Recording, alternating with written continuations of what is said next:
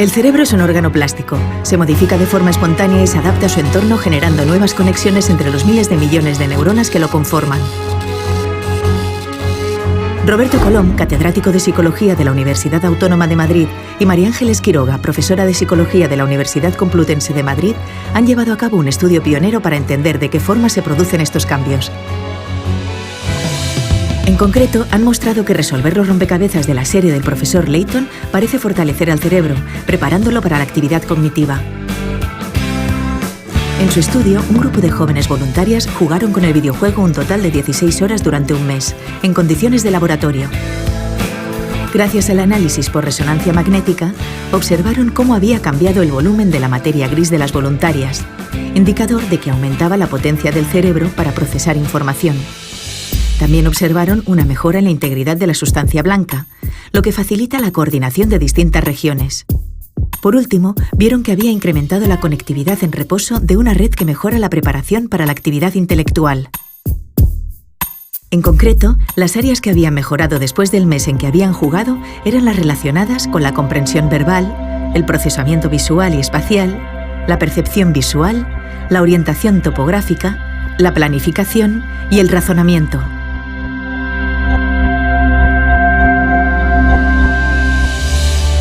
Precisamente, esas son las capacidades necesarias para el desarrollo y resolución de los problemas de la serie del profesor Layton. En este programa se indagará en el uso de la inteligencia en profesor Layton. Se expondrán también los efectos de jugar a profesor Layton en la plasticidad del cerebro, así como las características del videojuego que inciden en la plasticidad del órgano más sofisticado de la evolución. Se abordará además una de las claves neurológicas de la inspiración en la resolución de problemas. Y veremos cómo los videojuegos están ayudando ya en el aprendizaje de múltiples disciplinas.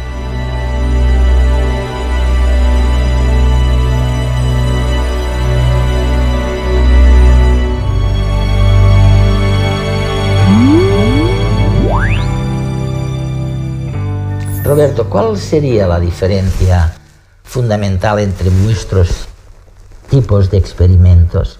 Yo sé que habéis hecho varios, siempre con un número reducido de personas, y los experimentos que acabo de ver, por ejemplo, en Francia, referidos a centenares de personas para saber si realmente esta utilización acrecentada de distintos soportes conduce a una mayor inteligencia o no. ¿Cuál es la diferencia? Sí, ahora hay una cierta obsesión por trabajar con grandes grupos de personas, pero nuestra visión es un poquito diferente. Empezamos con un número grande de personas, pero luego elegimos cuidadosamente aquellos individuos que vamos a estudiar pormenorizadamente y siempre en laboratorio, para tener unas condiciones de control que luego nos permitan sacar conclusiones válidas, robustas, sólidas. Lo hemos estudiado de la manera siguiente. Elegimos primero un grupo de participantes que, teniendo experiencia en el uso de la videoconsola, no hubiera jugado nunca al juego del profesor Layton. A estas personas cuidadosamente seleccionadas en experiencia de videojuegos les evaluamos en capacidades. En capacidad verbal, en capacidad espacial y en razonamiento. Y de sus resultados obteníamos esa puntuación en ese factor general, en esa capacidad general para resolver problemas.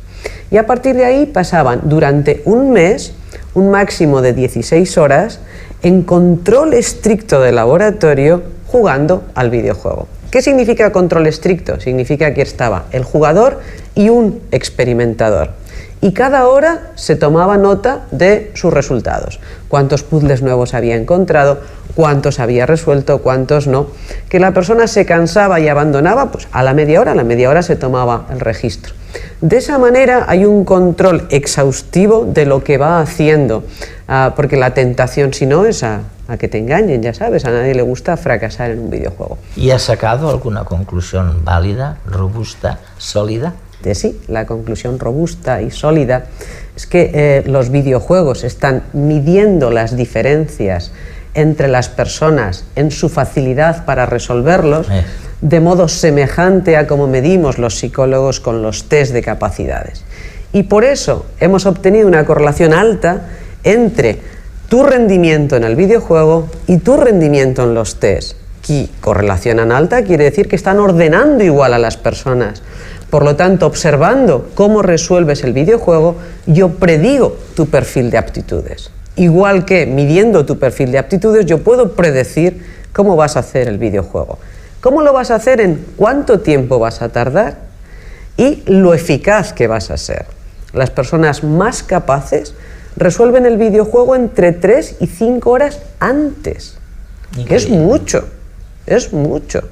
Y el mecanismo G, rarísimo como nombre, ¿qué es exactamente?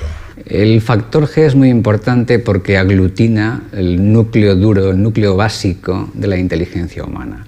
Y lo que viene a significar este factor general de inteligencia o factor G es que las personas que son inteligentes en alguna actividad específica tienden a ser inteligentes en todas las demás. Y en último término, lo que este factor general de inteligencia representa a nivel práctico es la habilidad que tiene la gente para manipular situaciones más o menos complejas. Esto lo podemos evaluar formalmente con pruebas estándar, pero también se aplica a situaciones cotidianas en las cuales la gente se puede enfrentar a distintos tipos de problemas. Una de estas situaciones puede ser, por ejemplo, el videojuego Profesor Layton, que incluye distintos tipos de actividades también más o menos complejas. ¿Y eso tiene, María Ángeles, algo que ver con el profesor Layton y su sistema de perfeccionamiento de los videojuegos para efectivamente poder controlar mejor la inteligencia? Interesante pregunta. Lo que te planteas es si profesor Layton requiere de tu inteligencia, y la respuesta es sí, claro, para que puedas resolver el juego, que tiene una estructura de novela de misterio, que tú quieres llegar al final, quieres saber qué pasa, tienes que ir resolviendo puzzles, y ellos requieren de tu inteligencia. Es el profesor Layton. Es que está atascada y la tengo que ayudar. ¡Pasa! Señorita Cruz, lo siento, pero necesitamos ya en plató.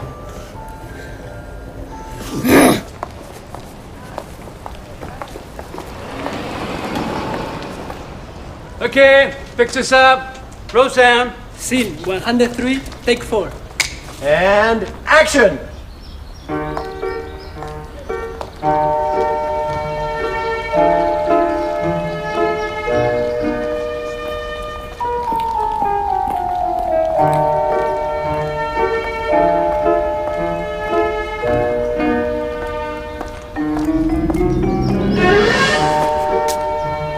Cut! Lo siento, no. ¡El oso ciego! ¡El oso ciego! ¡El oso ciego! ¡El oso ciego! Con el sombrero azul. ¡El oso ciego! ¿Será esta la solución?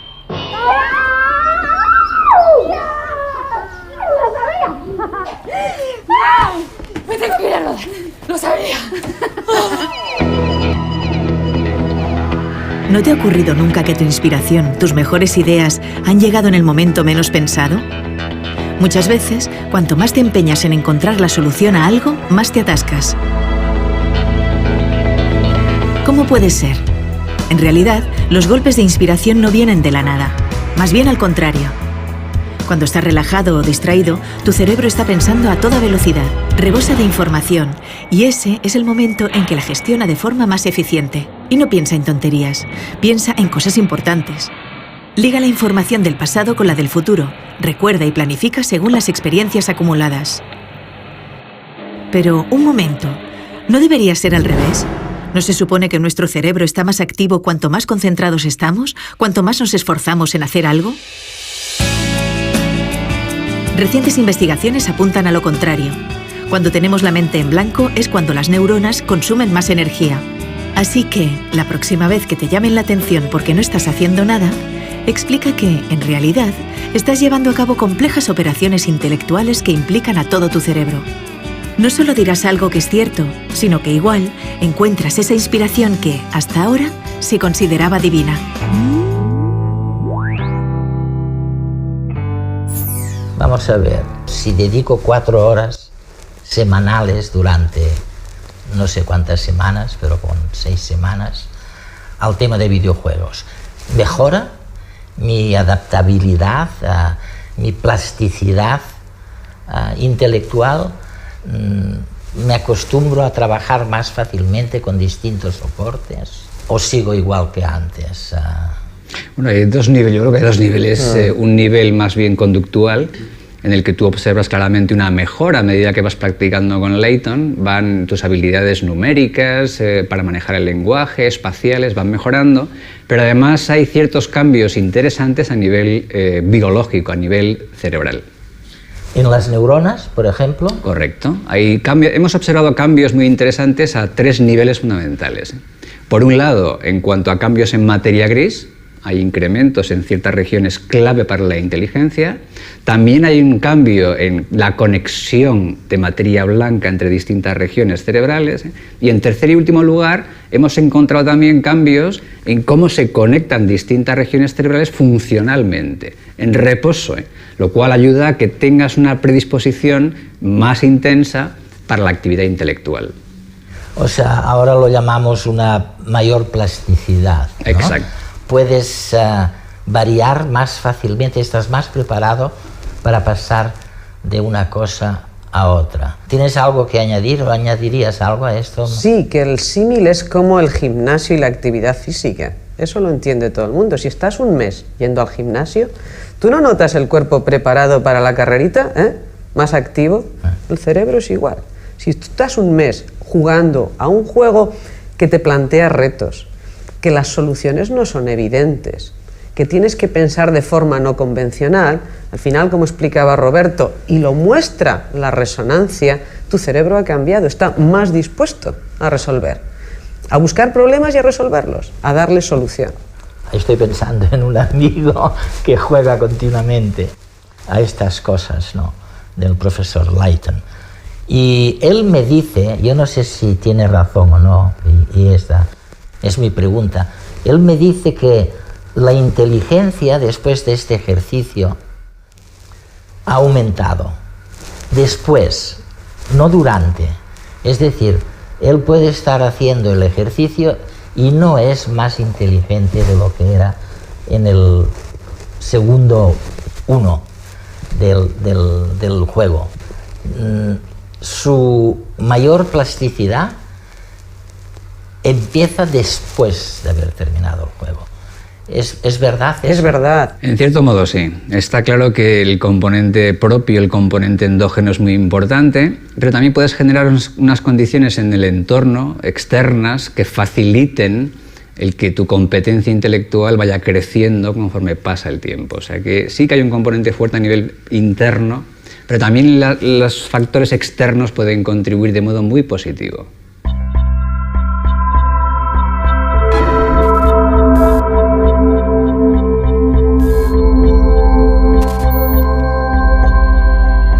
Las neuronas son como las ramas de los árboles.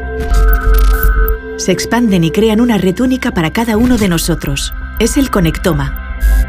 Lo que sentimos, recordamos o imaginamos, nuestra identidad, descansa sobre él. El conectoma se modifica incorporando nuevas experiencias constantemente. Cambia con lo que vivimos. A esto se le llama desarrollo. El mundo exterior, el entorno que nos rodea, sirve de alimento a nuestra red mental. ¿Qué pasaría si pudiéramos rediseñarlo a medida para que fuera lo más eficaz posible? Imagina que tu mundo está configurado para que le saques el máximo provecho. Que lo que haces se convierte en un juego donde se te exigen retos. No tan fáciles como para que te aburran, ni tan difíciles como para que te agobies. Un juego con recompensas y premios, hecho a medida para estimularte, para que saques lo mejor de ti y, sobre todo, lo pases bien.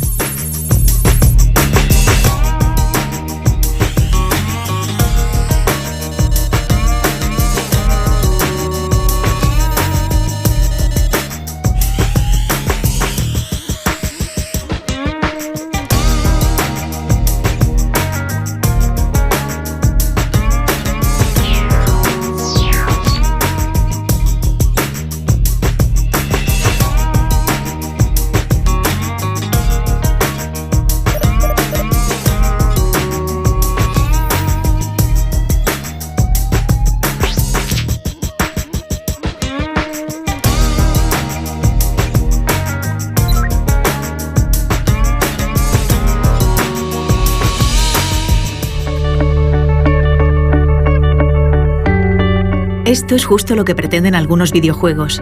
Convierten el entorno virtual en algo excitante, adaptado a cada jugador para conseguir el máximo de eficiencia. Y, en consecuencia, permiten enriquecer nuestra mente, nuestras capacidades, mientras jugamos. No es nada nuevo, lo hemos hecho siempre. A menudo hemos crecido, hemos aprendido mientras jugábamos. Es la manera que tenemos los animales de descubrir el mundo que nos rodea, y los videojuegos pueden potenciar ese proceso. Al fin y al cabo, el mundo virtual de los videojuegos no dista tanto del mundo en el que vivimos. Además, en muchas ocasiones, el cerebro no distingue entre lo real y lo virtual. Nuestra inteligencia y la de las máquinas confluyen en el entorno del videojuego, que convierte esa interacción en un motor de cambio enorme a nivel social.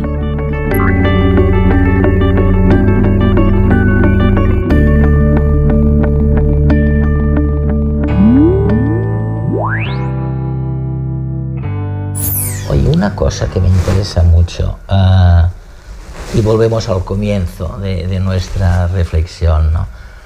¿Hasta qué punto el conocer mejor lo que ocurre dentro de nuestro cerebro cuando estás haciendo un videojuego, por ejemplo, hasta qué punto podemos o nos abre perspectivas de poder controlar mejor nuestra inteligencia?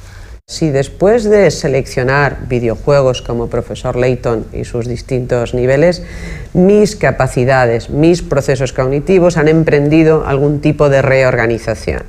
Mi respuesta es sí, han emprendido algún tipo de reorganización, pero lo interesante es entender por qué, de tal manera que veas cómo otras actividades de la vida cotidiana lo hacen igual. Profesor Layton es como una novela. Es una novela que tú vas leyendo capítulos y tú quieres saber qué pasa.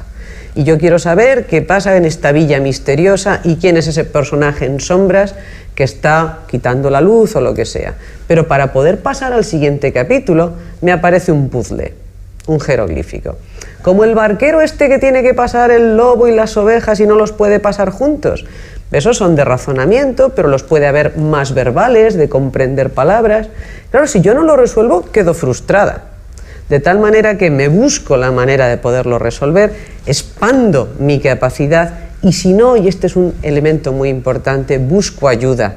Y ahí viene la parte social de relación del juego, porque yo quiero saber qué pasa al final. Por eso cuando dicen, no, se aísla el que juega videojuegos. No. No. En absoluto, en absoluto. Si dejaras de buscar problemas, dejarías de producir neuronas y te extinguirías. ¿Y tú buscas problemas?